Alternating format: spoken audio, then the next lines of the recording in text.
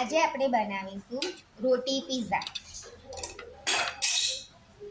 આ સાઈઝનો બુવો લઈશું, તેને આપણે ગોળ વણી લઈશું.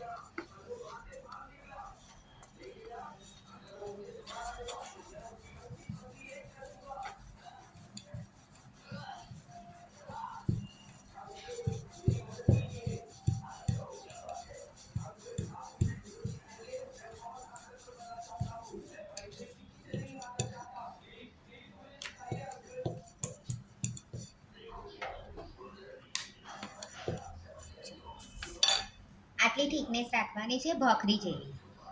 એ ટાઈપનો હવે આપણે બીજો પણ બનાવી દઈશું. આપણે બે બનાવી દીધા છે. રોટલી કરતાં જરીક જાડા.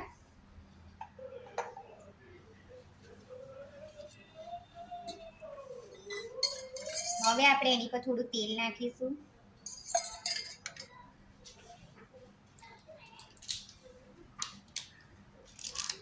આ મેગી મેજિક મસાલો છે, તે આપણે થોડું નાખીશું.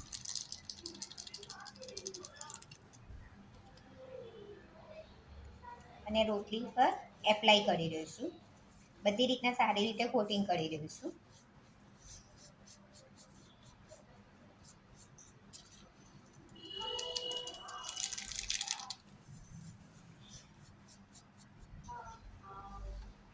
હવે આ બીજી રોટલી એના પર આપણે મૂકી દઈશું.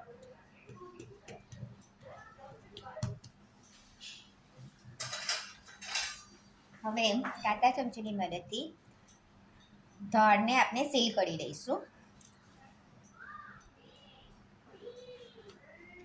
તાવી આપણે ઓલરેડી ધીમા તાપ પર ચાલુ કરી જ દેવાની છે. અને આપણે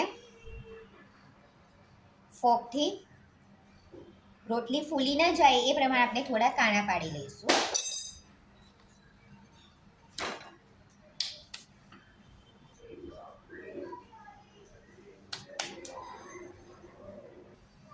હવે આપણે જોઈશું એક ભાગ શેકાઈ ગયો છે.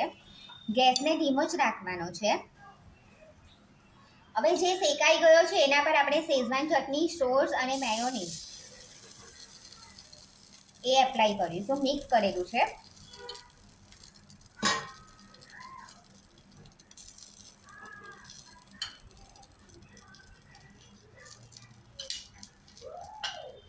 હવે આપણે એની પર ટોપિંગ કરીશું. તમે તમારા ઈચ્છા મુજબનું ટોપિંગ કરી શકો છો કે તમને કેટલું ભાવે છે. આ હું અત્યારે મારી બેબી માટે બનાવું છું.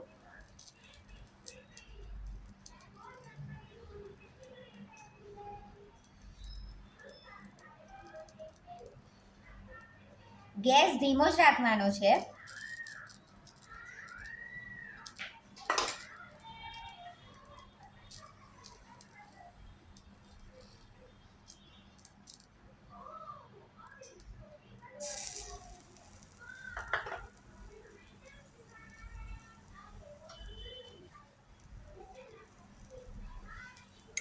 હવે આપણે એની પર મોઝરેલા ચીઝ નાખીશું.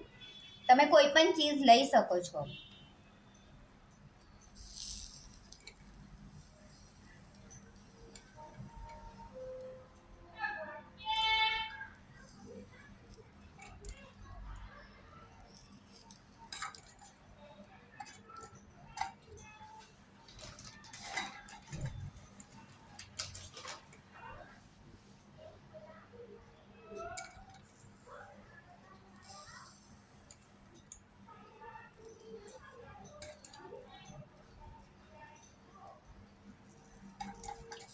ઓકે, હવે થોડો ઓરેગાનો સ્પ્રિંકલ કરીશું.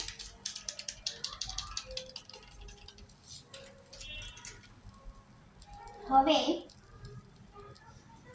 ગોળ ફરતે આપણે પાણીની જગ્યાએ તેલની જગ્યા પર પાણી નાખીશું. કારણ કે પાણીની બાફમાં જ આ તાવીની ઉપર આપણો રોટલી પીઝા બનશે. બસ હવે એને ધીમા તાપ પર કવર કરી લઈશું અને થવા દઈશું વિધિન 2 મિનિટ યા 3 મિનિટ. હવે આપણે જોઈશું પીઝા રેડી છે. પાણીની બાફમાં નીચેથી અને ઉપરથી પણ જે આપણે કાચી રોટલી મૂકી છે તે બફાઈ જાય છે અને તમે જોશો નીચેથી પણ ક્રિસ્પી છે.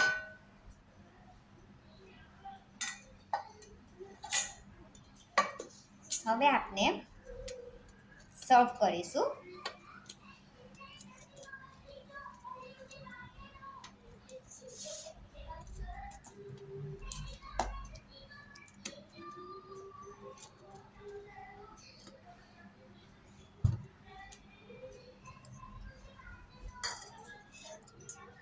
તમે જોવો રેડી છે રોટલી પીઝા.